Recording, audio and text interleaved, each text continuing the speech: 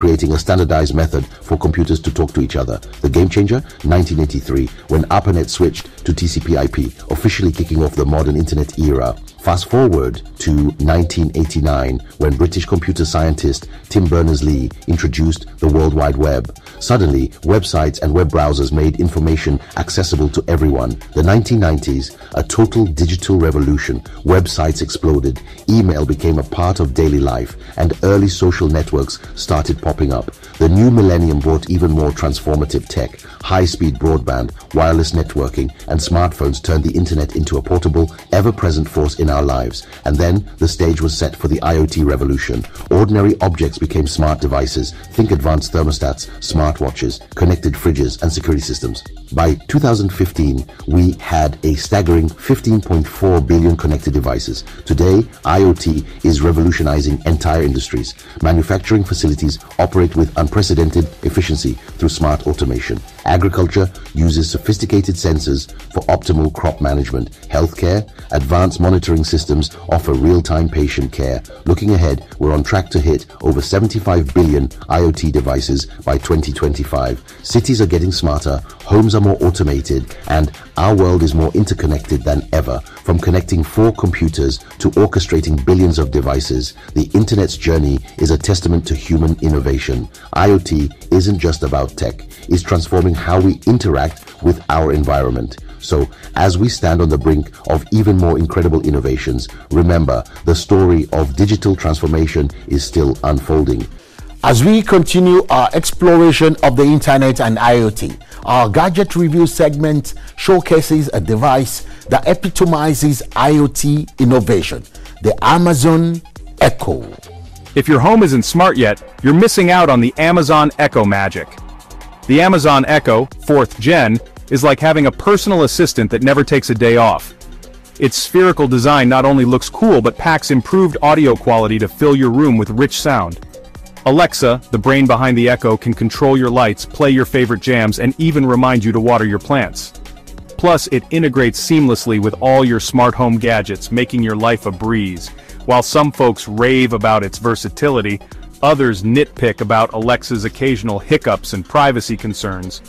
But hey, no gadget is perfect, right? So, is the Amazon Echo a must-have? If you're looking to simplify your life and connect your home, it's a solid choice. Don't just take our word for it. Give it a spin and see for yourself. After the break, we'll explore the advantages and the impacts of the internet. Stay tuned.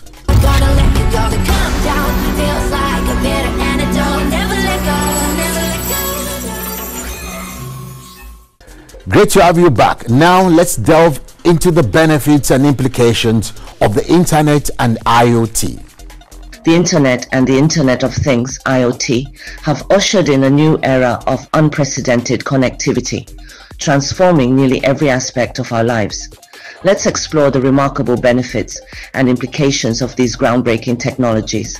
Connectivity and communication have been revolutionized. Video calls allow families to connect across continents. Social networks unite communities around the world.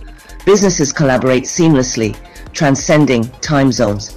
IoT takes this further, enabling our devices to communicate autonomously, creating smart environments that anticipate our needs. Efficiency and automation have become the hallmarks of the IoT revolution.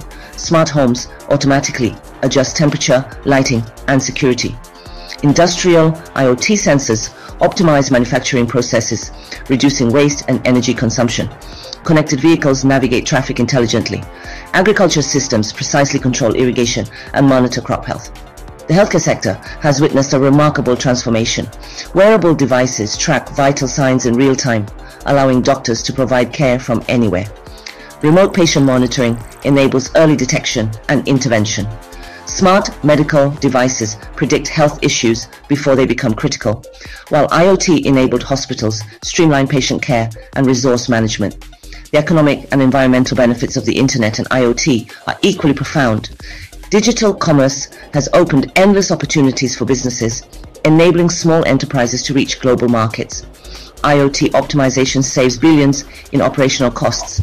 New job markets have emerged in data science, IoT development, and digital services. Smart grids optimize energy distribution, and connected sensors monitor and reduce pollution, while intelligent building systems minimize resource waste. Education and knowledge sharing have also been transformed. Online learning platforms democratize access to education, while real-time data collection advances research. IoT devices create interactive learning environment, and knowledge sharing becomes instant and borderless. However, with great progress come challenges and implications.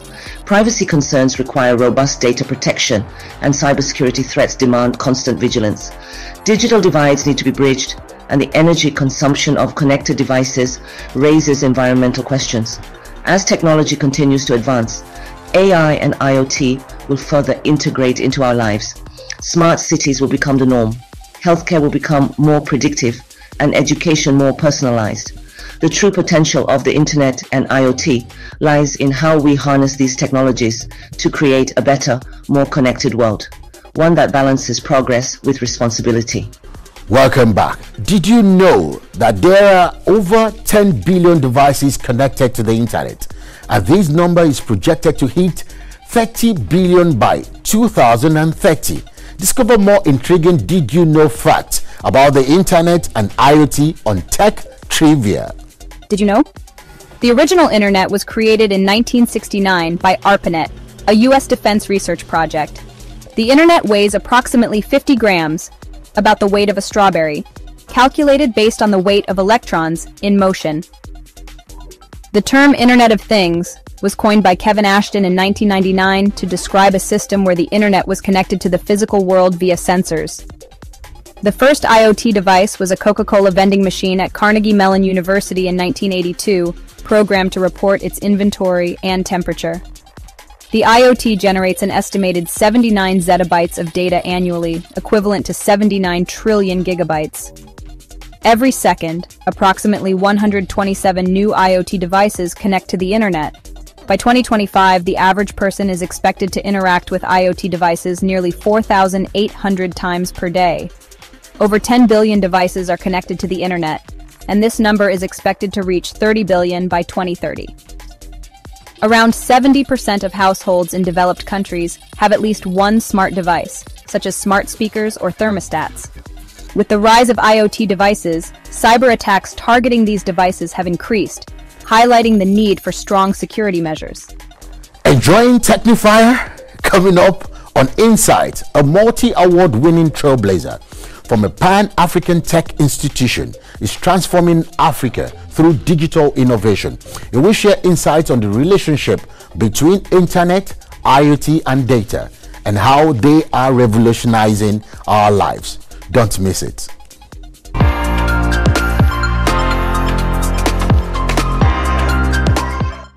Welcome back. Offering insights into the internet, IoT, and data relationship is Dr. Krishnan Ranganath, the Chief Technology Officer and Regional Executive for West Africa at Africa Data Centers. With over 30 years of expertise, Dr. Krish drives digital transformation across Africa through integrated data centers, cloud solutions, and connectivity services. Recently named Digital Economy Trailblazer of the Year at the 2025 Digital Innovation Awards in Ghana, Dr. Krish is a pioneer who holds the record for building the most data centers in West Africa. He is indeed a trailblazer.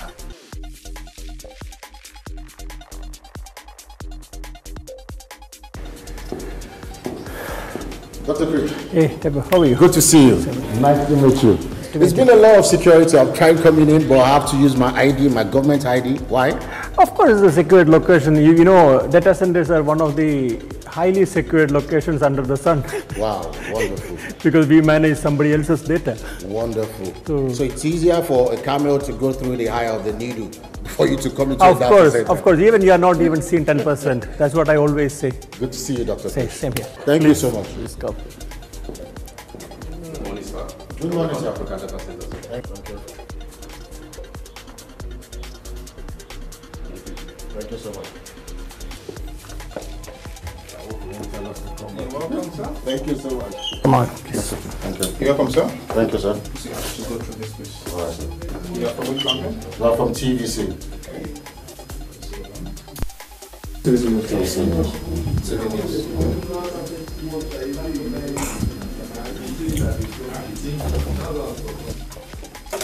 you. You're welcome, sir. Okay, good to have you, Dr. Krish. Can we get to meet you? It's nice to have you guys here. I'm Krish, as you know my name as Krish, and handle the West Africa business for Africa data centers, and we are a part of the bigger group called Cassava Group or Castech. I can say in a simple word that we are one of the biggest IT conglomerates in Africa. We are growing. You can see it's a small entry facility for Nigeria, a small data center. We currently operate Kenya, South Africa, and Lagos, Nigeria now. So apparently, what do you really do? Have you heard about archives, correct, storages? So in a very layman's language, I can say that, is a digital archive or digital storage or secured locations to have your data, and a connectivity ecosystem. So that is what it is. So what's a data? For example, okay, you might have seen when you came into the office, they asked you for your government ID, am I correct? So there are a lot of data captured in that, like your name, your place of birth, your address, your family details maybe, So this is very critical, correct? And these are critical data. I mean, any information is captured on a digital way, which is highly confidential and which is more needed and which is critical rather. What's the difference between data and internet? Of course, internet is a medium, correct? So it is like, what is internet? It is a medium to communicate. That is, in a layman's language, we can explain that way, correct? What is data? Data is I can say, it's not a byproduct, it's the main product rather. Without data, there is no validity for internet. Okay, if for example, okay, now we all go to Google or YouTube and watch movies. So that movie is a data, correct? So there's a content, it is sitting somewhere. So the internet, it always connects you to that data or that available resources, correct? So that is a difference. Like you've been in this game for 20 years, and you're like a bridge between the old and the new, the olden days and the present days. So can you relate? What's the difference? Actually seeing that you rightly mentioned, we are the bridge. We are the fortunate generation, which can see the old and the new Gen Zs, correct? So there's a huge gap. We are seeing everything there in the middle. So when we look at that, all time also data was there. Okay, it was not there, but not in this format, not in the digital format. If you go into the old time banks, correct? Of course, you walk into a banking hall, there's a big ledger. Okay, they go into your folio, okay, your account number, then they verify, okay, you are giving them a check.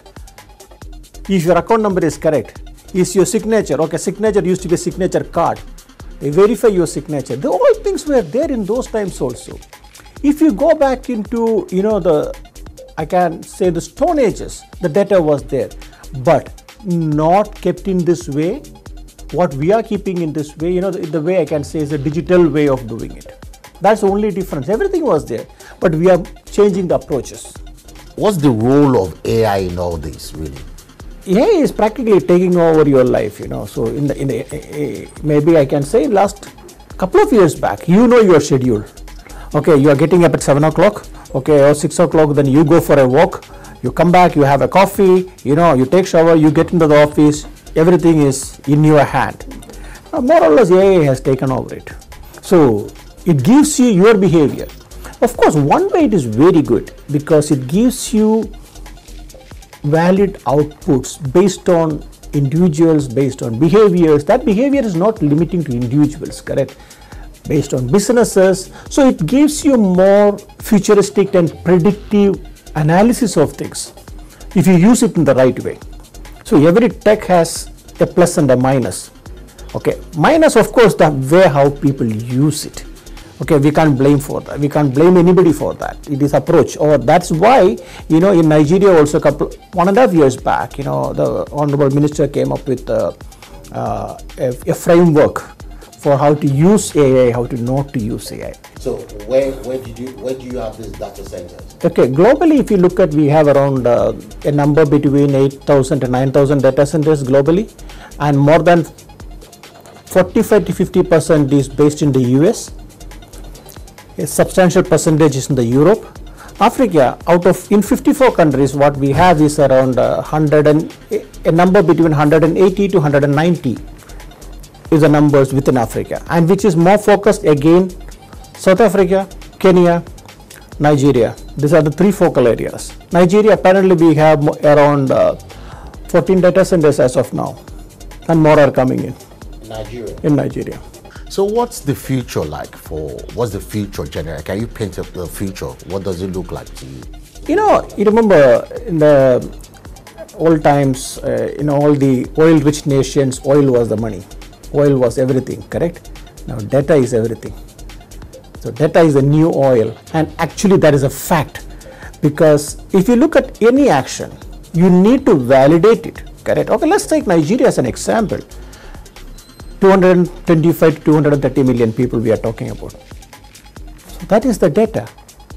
And without that numbers, you can't do anything. The government can't plan anything, correct? And how many of them are in each of the state, in each of the 774 local governments? These are valid data, valid inputs, correct, to take any kind of decisions or do any kind of planning. So that is where it goes. It literally goes into that line. So what advice do you have for people out there that are listening to you now? The thing is that, you know, see, about change is the only one thing which is constant. It is evolving. As you rightly mentioned a while ago, you know, we are one of those generations which have seen the past, today, and the future, and even the future, correct? We understand where we are, where this is going. So, first thing first, you know, there's a trust factor, and technology is trying to drive everything, whether you like it or not. This is what it is. A human life is driven by technology. So unless you believe in that, you won't be comfortable there. So I'm not forcing anybody to believe it, but you understand it, go along with it. Wherever you need to make corrections, you make corrections, the technology will make corrections. That is how the ecosystem need to grow. See, from a human perspective, human and technology perspective, these are covered up by global practices. Various measures has been taken in place, put it in place, correct? So that is what only I can say. We can put those things in place and we can actually make it happen, make it work. You know, I can't run a data center, or nobody can run a data center without secured infrastructure, because it is to secure your own data. It shouldn't go into the wrong hands, because there is always a right and a wrong. So that wrong can be 0.001%, but that can cause a problem. You can't nullify it, you can minimize it. Thank you so much, Dr. Krish, for being on the show. And I hope Dr. Krish has been able to share enough insights on the relationship between the internet, IoT, and data.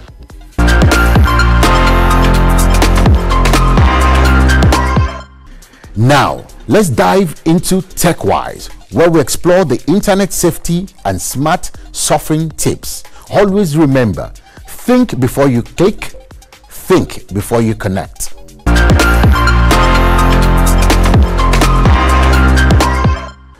Are you one of those that connect to free Wi-Fi at malls and airports? Pull a chair. You need to hear this crucial message about the dangers of public Wi-Fi. Sure, public Wi-Fi is convenient, but it's also dangerous. So you need to think before you click and think before you connect. Connecting to unsecured public Wi-Fi can expose you to threats like man-in-the-middle attacks. You see, cyber criminals can secretly position themselves between your device and the network, monitoring everything you do online. Password and data theft. Your confidential information, including login credentials and banking details, becomes an easy target. Malware distribution. Public networks serve as a perfect breeding ground for viruses and harmful software. Rogue hotspots, deceptive networks masquerade as legitimate ones, luring unsuspecting users. Unencrypted data. Be mindful of the fact that your information travels unprotected through open networks, visible to anyone watching. So, to browse safely on public Wi-Fi, you must use a VPN, enable firewall, keep your software updated, ensure all websites displaying the HTTPS security protocol, avoid sensitive transactions like banking or shopping on public networks. Better still, consider switching to cellular data for better protection. So, before connecting to any public network, pause, calm down, and consider the risks. Remember that security should always take precedence over convenience. Keep your digital life protected. Stay safe, stay wise, tech wise.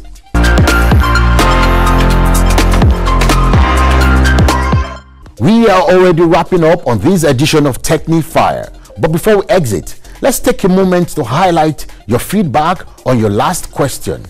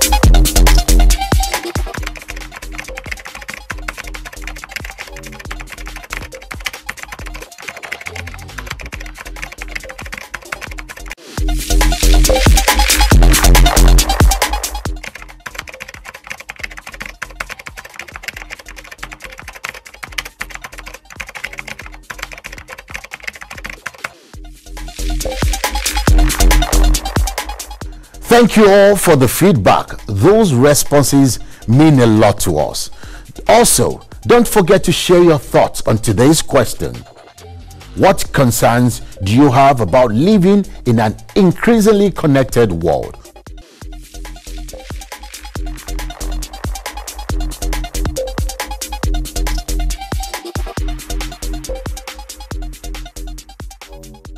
We would love to hear from you. Connect with us via www.technifire.net or Dakpo Aruajoy at technifire.net and all our social media platforms to share your insights. Thank you all for joining us on this enlightening episode. Together, we have explored the history of the internet, the power of IoT and data, and how they are impacting on our lives. Stay tuned for more tech discussions in the future. I am Dakpo Aruajoy, the Technifier. Until next time, stay curious and safe. Bye for now, and see you next time on Techni.